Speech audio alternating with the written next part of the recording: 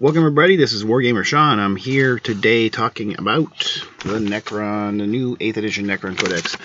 I'm actually filming this on Wednesday, the 21st, but it won't go up until Saturday, early Saturday morning, because that's when the Codex goes up for pre-release. I'm here wondering, right now it's about 9 o'clock Central Time, my time zone, and right now Adepticon is going on, and I'm a little jealous because a few people I know are down in Adepticon right now listening to what GW is revealing for potentially the year, doing their little reveal thing at Adepticon, and I'm pretty excited. I'm waiting to kind of hear from people that are there, living vicariously through them. I'm hoping to visit on Saturday, drive down there, so if any of you guys see me, if you get this, you'll probably see it after, maybe you'll see it before, but if you see me, I'll try to wear a Wargamer Sean shirt, and you can say hey, say hi, be great. If you see Kenny from my co-host from Combat Phase, he's there today through Sunday, so he'll be there the whole time, so stop and say hi to him. It's always cool to kind of see people that you know, you haven't maybe necessarily met, but you know, have kind of chatted online, so it's kind of cool. And it's an awesome event. If you haven't ever gone, I recommend trying to catch it and go to it.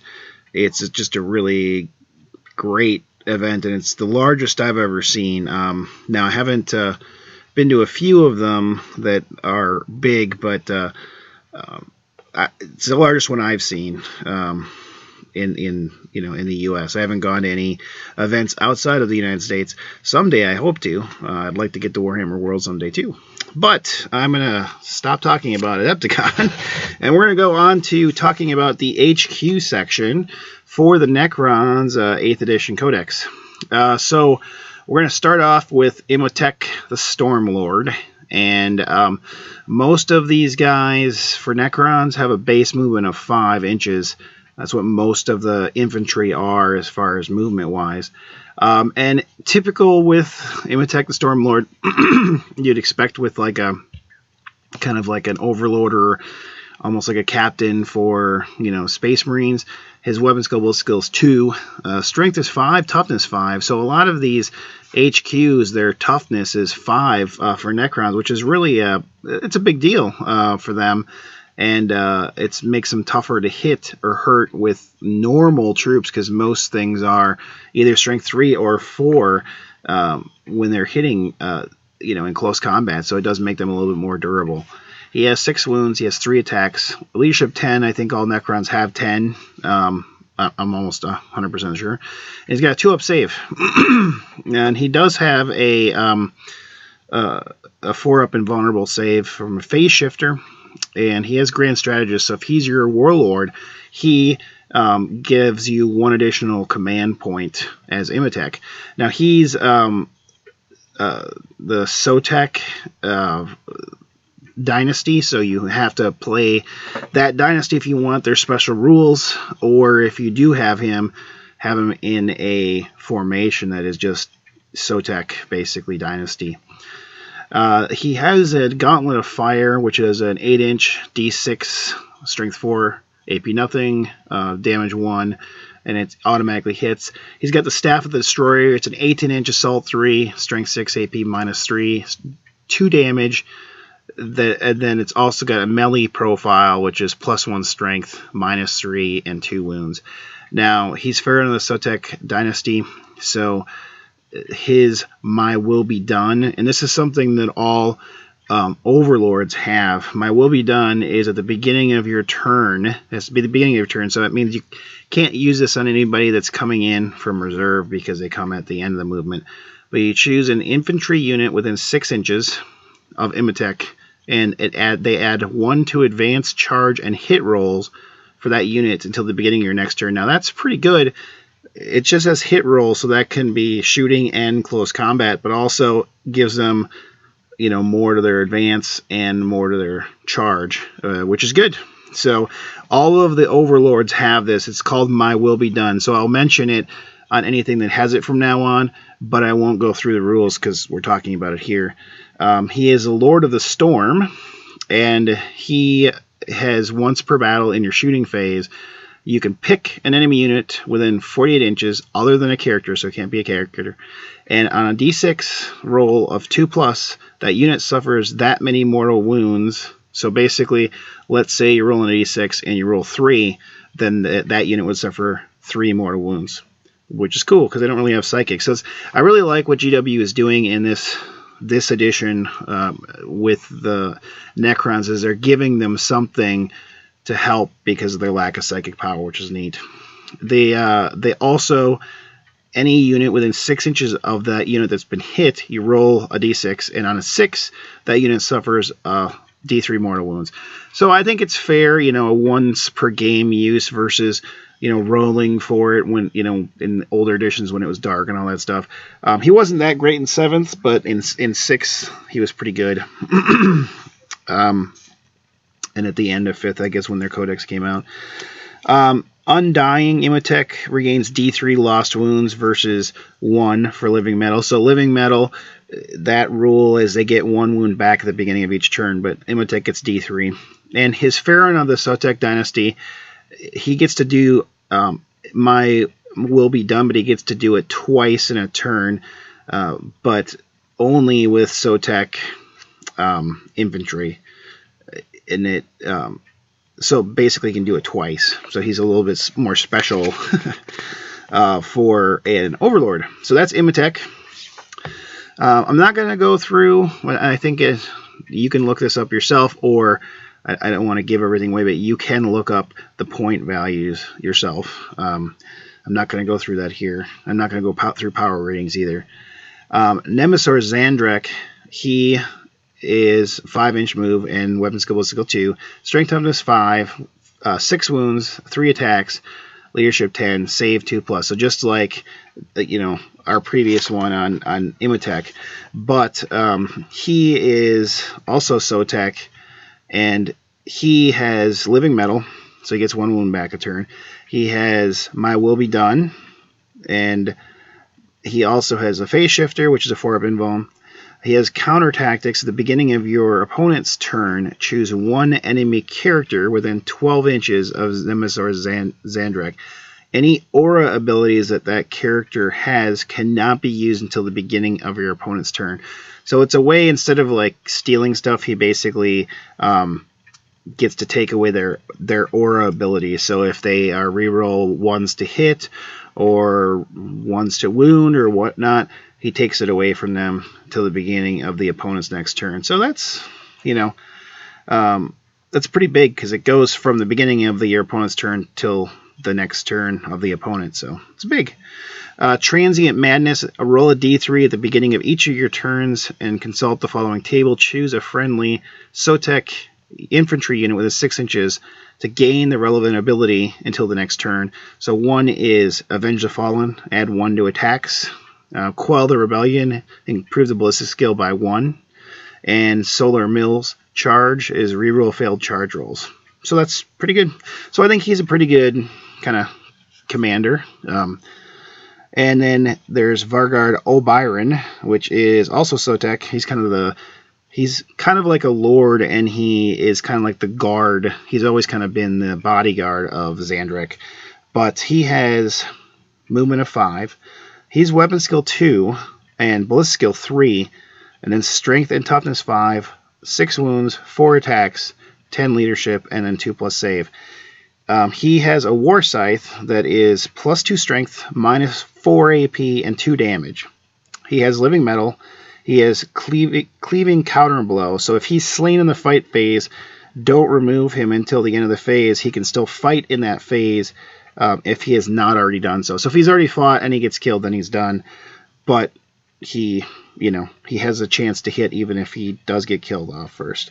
Lord's Will, you can reroll wound rolls of 1 for friendly Sotek infantry units within 6 inches of Vargard O'Byron. Now the rerolls of 1 to wound is something you'll see with the lords here, which is it's kind of, you know, most of the 40k stuff, their commanders give a aura ability, but the lords are kind of the only one really with well, and Destroyer Lords that give a aura ability. So that's Obyron, the Ghost Walk Mantle. At the end of any of your movement phases, you can remove Vargard, Obyron, and a friendly Sotek infantry unit within 6 inches of Obyron, other than Nemesis or Zandrik. And then you basically remove them from the battlefield and set them up so that all models are within 6 inches of Nemesis or Zandrik and more than an inch away from enemy models. So that could be good and useful if you have a unit you want in close combat, and especially Obyron, and Nemesis or Zandrik's near an enemy unit. You can just bring them in as long as there's room, and then they can be more than an inch away. They're basically not going to fail their charge, and they can get in and clobber something. Vargard's duty: roll a d6 each time Nemesis or Zandrik loses a wound, whilst he is within 3 inches of Obyron. On a 2-up, Obyron can intercept that hit. Zandrik does not lose a wound, but Obyron suffers a mortal wound. So basically, he can take mortal wounds in place of Zandrik taking the wounds, but it's each wound. It says, it doesn't say, basically just negates how many wounds. It's each wound. So there's Illuminor Caesaris. He's a Cryptek, but he's the one that's got like 4 legs, and he's cool looking, and I'm excited that he's actually decent this edition. He's just Necrons. He does not have a dynasty, so this is one of those guys that you can take, and he's not gonna screw anything up for your dynasty, and he can be in that list, which is cool. He has 6-inch movement, so he's a little faster, probably because of his 4 legs. He has weapon skill, emblem skill 4. He's strength and toughness 4. So you're going to notice that why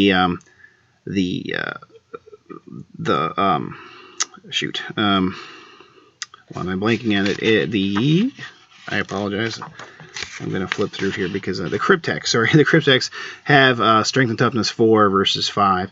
They have 5 wounds, 4 attacks he has, and a leadership 10, 3+ save. He has living metal. His Eldritch Lance is really nice. It's 36 inches. It's assault 1, strength 8, -4 AP, D6 wounds. So even if he moves, and depending on which dynasty, oh, never mind, he can't be affected by dynasties, so never mind, because he doesn't have that dynasty. Never mind that. But he can still move and shoot and still hit on 3s because it's assault, and it's 36 inches, so it's pretty cool. He's melee. Eldritch Lance is the strength of the user, so strength 4, but it's -2 and 1 damage. His Master Techromancer, he adds 1 to all reanimation protocols for models of friendly Necrons within 3 inches of himself. A unit cannot benefit from both Master of the Technomancer and Technomancer abilities in the same turn. Technomancer abilities are what all of the Crypteks have. He just has a special one. Mechanical Augmentation. At the end of your movement phase, you can choose a friendly Necron Warrior or Immortals unit within 1 inch of Illuminor Caesaris, and on a D3 roll, basically they get this modifier. They either have +1 strength, +1 toughness, or ballistic skills improved by 1. And this characteristics modifier is, they gain it for the rest of the battle. Now, a unit can only be the target of this ability once per battle, so once he buffs them up, they can't get benefited by him again. But just think about this. I think we're going to see him a lot because he can do this to each unit basically once per game, so he can just buff them up. And there's nothing bad about this. +1 strength or +1 toughness is good. +1 ballistic skill is good. And now the only 10 that's going to suck is if you have it on like the flesh guys, and they can't shoot. But for the most part, it's going to help. And you're probably not going to have him around them anyway. The next one is Orican the Diviner. He's still cool. Yeah, he's still cool. I don't know if he's as good as he was. Now, he is a Sotek Dynasty, so you have to take him with Sotek. He's 5-inch move. He's got weapon skill and ballistic skill of 3, and then strength and toughness 4, 5 wounds, 2 attacks, leadership 10, 4-up save. That's what typical Cryptek. Now, once he becomes super, so at the start of each of your turns, you roll a d6. If the result is less than the current battle round, Orican becomes Orican Empowered. His profile: Changes for the rest of the game, although any damage he had is carried over. So then he becomes 5-inch, move, weapon skill, blitz skill 2, strength toughness 7, 7 wounds, 4 attacks, and then 4+ save. He's got living metal. He's got the Staff of Tomorrow, which is a melee weapon. That's strength of the user, and then D3 damage and AP -3. You can reroll hit rolls, failed hit rolls with this weapon. So he's pretty good in close combat, especially when he's super. And honestly, I wouldn't want him in there if he's not, because he's only got a 4-up save. He's Master Chronomancer, so units within 6 inches of Oricon the Diviner have a 5-up invulnerable save. So they changed that. He didn't used to have that, but you can take a chronometer for the Cryptex, but this guy comes with it, and anybody within 6 inches of him have it, which most of the time I think it's only 3 inches. I'm just going to skip ahead and check so I don't. Yeah, it's only 3 inches normally, so he's got a super one.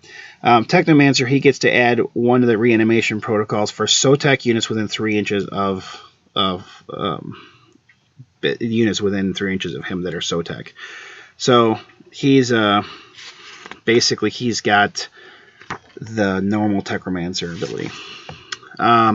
Next name, the Necrons have a lot of named characters, and they have the models for it because they came out with them at the end of 5th, beginning of 6th. They kind of came out with all of them, and so they have a lot of named characters. And because of GW kind of taking away some from the whole kind of lawsuit thing where if they didn't have a model, they just got rid of them.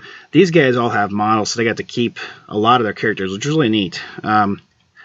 So basically, on Recur the Traveler, he is movement 5, 2-up, ballistic skill, weapon skill, strength 6, toughness 5, 6 wounds, 3 attacks, leadership 10, and a 3-up save. He has a Tachyon arrow. This is only a once per battle use. It's 120 inches, so it's going to hit pretty much anything. Assault 1, strength 10, AP -5, D6 damage. So that's one I might use a command point for, rerolling the D6 if you get a 1 on the damage. But, I mean, he's hitting on 2s, and it's assault. So even if he moves, which he really doesn't need to because it's 120 inches, he's still hitting pretty well. His War Scythe for melee is +2 strength, and he's already strength 6, so he's going to be strength 8, which is awesome because he can take on a Titan, basically, or most big Titans. And then AP -4, 2 damage. He is Lord of the Parian Legions. He adds 1 attacks to friendly Necron infantry units within 3 inches of Enrikar the Traveler. He's another one that does not have a dynasty, so he can be taken with anybody. It doesn't hurt their ability to keep their dynasty traits. He has Mind of the Machine. At the start of your shooting phase, choose an enemy vehicle within 12 inches of the Traveler and roll a d6. On a 4+, choose one of the vehicle's weapons. You may shoot with that weapon at another enemy unit. The weapon fires using the vehicle's ballistic skill. It got nerfed a little bit from last edition, but I think it needed to. It was really kind of too powerful before, so it's just a neat thing, and you need a 4-up to get it. He's got a phase shifter, so a 4-up invuln. And he has My Will Be Done. Now this one, because he doesn't have a dynasty, basically is any Necron infantry within 6 inches of him, because he doesn't care, because he's not a dynasty, not in a dynasty. Trazen the Infinite. He's quite a character. He's got a lot of cool fluff.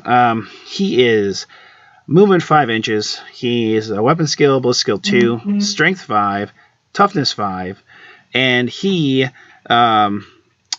has 6 wounds, 3 attacks, leadership 10, and 3+ save. He has the Empathic Obliterator, which is melee +2 strength, -1 AP, D3 damage.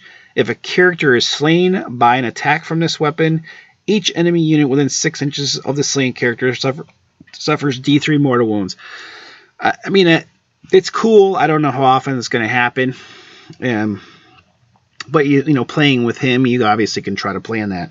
He is Nihilak Dynasty, so he only works with them. He does have My Will Be Done. He does have Surrogate Hosts, so if Trazen the Infinite is slain, roll a d6. On a 2-up, you may choose another friendly Necron's character other than named characters, or ones that you basically can only have one in the army. Remove that model as if it were slain and place Trazyn in its place with D3 wounds remaining. If no such characters remain or you roll a 1, Trazyn is removed. So he used to be able to take the bodies of Cryptex, but now it's any character, and it's even any Necron's infantry character. So technically, if you're running multiple dynasties, you could have him take over another dynasty character, I guess, as long as it's not named. So that's his shtick. Now, the next one is the Catacomb Command Barge. With the vehicle rules before, they certainly had their weaknesses last edition. I still liked playing them, but now with vehicles just having wound profiles, it makes this command barge good. And they only have 8 wounds, so they don't have a degrading profile, which is really nice. It has a 12-inch move, a weapon skill and ballistic skill of 2, strength 5, toughness 6, probably because he's in the command barge, 8 wounds, 3 attacks, leadership 10, 3+ save. The Catacomb Command Barge has a gauze cannon, and it is ridden by an overlord with a staff of light. Now, he can change the gauze cannon to a Tesla cannon. The gauze cannon is 24-inch range, heavy 3, strength 6, -3, AP, D3 wounds. And a Tesla cannon is assault 3, strength 6, no AP, 1 wound, but each roll of a 6 to hit, you get 3 hits versus 1. So I still think the gauze cannon is good, and that's what I usually used. I liked it last edition because it could always wound on 6s no matter the strength, but now that doesn't matter so much. But -3 AP is a pretty big deal with D3 wounds, so I like that. And heavy 3, yeah, it sucks, but he's ballistic skill 2, so he's still hitting on 3s when he moves. Not that big a deal, honestly. The Overlord can replace his Staff of Light with a Hyperface Sword, a Void Blade, or a War Scythe. So the Staff of Light is 12-inch Assault 3, Strength 5, -2 AP, 1 damage for shooting. And then melee is strength of the user and -2 AP and 1 damage. The Void Blade is strength of the user -3 AP, so basically like a power sword, with 1 damage. But each time the bearer fights, it can make an additional attack with this weapon. So if you use the Void Blade, he's got 4 attacks versus 3. The War Scythe is +2 strength, -4 AP, which is awesome, and 2 damage, just straight 2 damage, which I think is a little better than D3 potentially. And then let's see, the Hyperface Sword is +1 strength, -3 AP, and 1 damage. The Hyperface Sword for him, it's good, but I think the Void Blade's better. Yes, you got +1 strength, but honestly, you know, getting 1 more attack, I think, is worth it if you're going to go with that route. Otherwise, I would say Staff of Light for a little bit of shooting, although honestly, 12-inch range, not that good. Or the War Scythe, which is good. I'd say the Void Blade and the War Scythe are probably your best options for close combat. He has Living Metal. He has Wave of Command, which basically, at the beginning of your turn, you choose a dynasty that you've chosen this guy to go to. Infantry unit within 12 inches of the model, they add +1 to advanced charge and hit rolls till the beginning of your next turn. A unit may only be chosen by Wave of Command or My Will Be Done once each turn. So it's like My Will Be Done, except it's 12 inches versus 6. He has Quantum Shielding, which is pretty good. Instead of him being able to have an invuln anymore, he's got Quantum Shielding. Each time the model fails a saving throw on a d6, if the result is less than the damage inflicted, then it's ignored. So it's great except for damage 1 things, or damage 2, because you're not too likely to roll into that. So it's good for high strength stuff, not so good for little DACA. He has a Resurrection Orb. If this model has a Resurrection Orb, you can immediately, after you have made your reanimation protocols at the beginning of the turn, you can make reanimation rolls for models within 3 inches of this model. So he kind of helps, basically help with the resurrection. He can explode if he gets to 0 wounds and on a d6 roll of 6, and each unit within 3 inches suffers a mortal wound. So he only does 1 mortal wound if he explodes.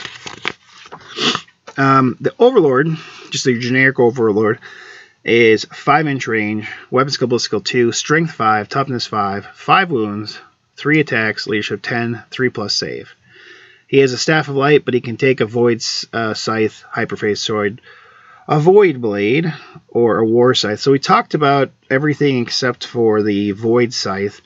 The Void Scythe is a strength times 2, -4 AP, 3 wounds, and when you attack with this weapon, you subtract 1 to the hit roll.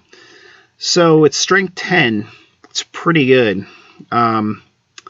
But you're losing 1, so you're hitting on 3s versus 1. But still, strength 10's pretty nice, and it's a straight 3 damage, which is pretty nice too. So if I'm running just a generic Overlord, that might be my weapon of choice because it's pretty nice.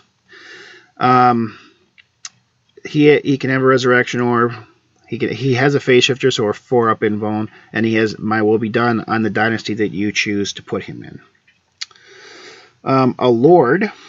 This guy is 5-inch move, ballistic skill and web skill 3, strength toughness 5, 4 wounds, and 3 attacks. Leadership 10, a 3-up save. He's armed with a Staff of Light, but he can take a Hyperphase Sword, a Void Blade, or a War Scythe. So he can't take the Void Scythe. He's got the Lord's Will. You reroll wound rolls of 1 for friendly infantry that are within 6 inches of this model.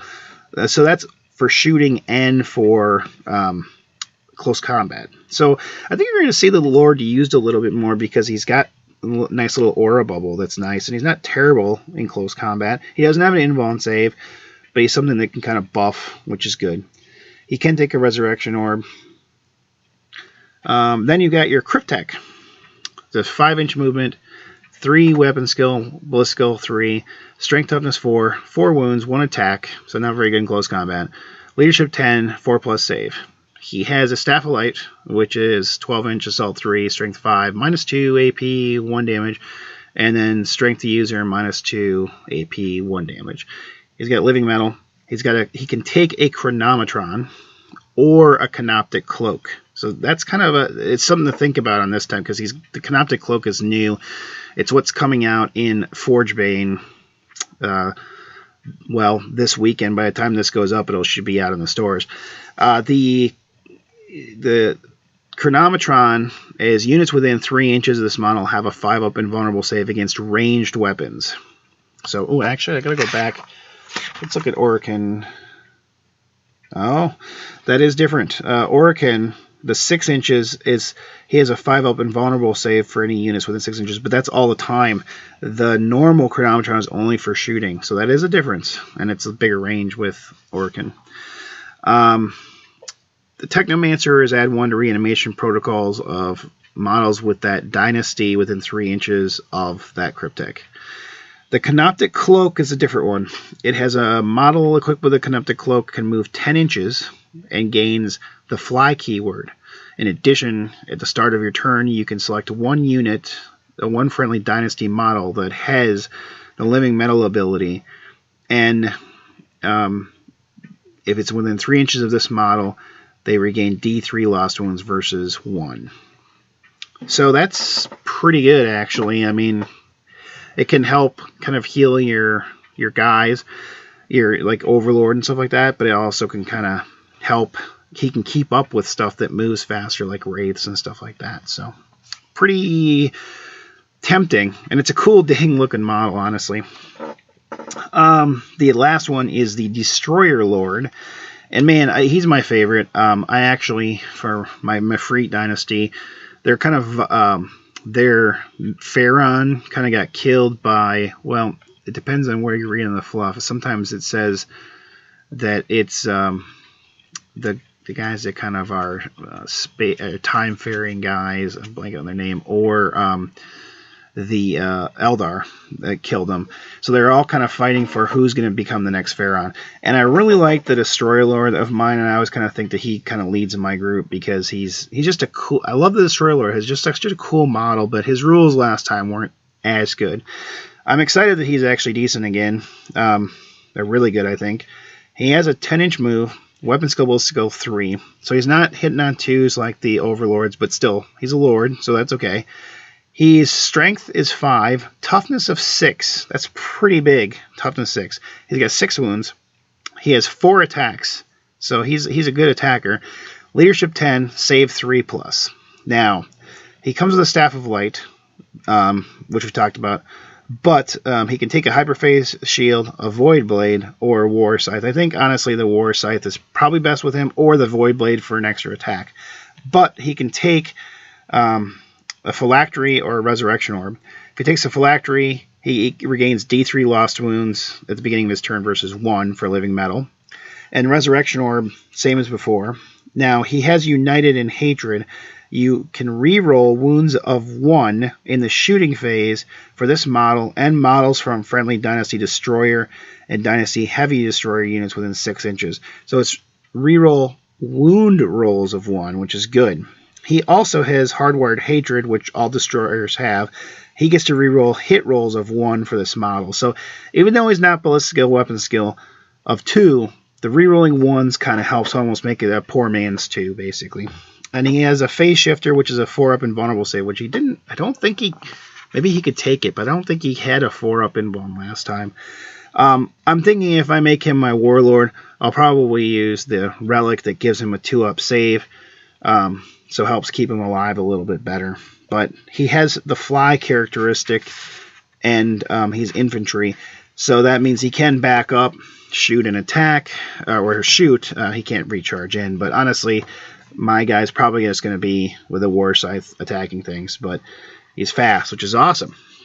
So, that is the HQs for the Necrons. I'm going to stop here. I'm going to make, the next video will be on troops, and that will be part 3, and then we'll go on to fast attack, and then heavies, and then we'll probably finish with the Lords of War and the transports too. So until next time, guys, take care and keep on wargaming.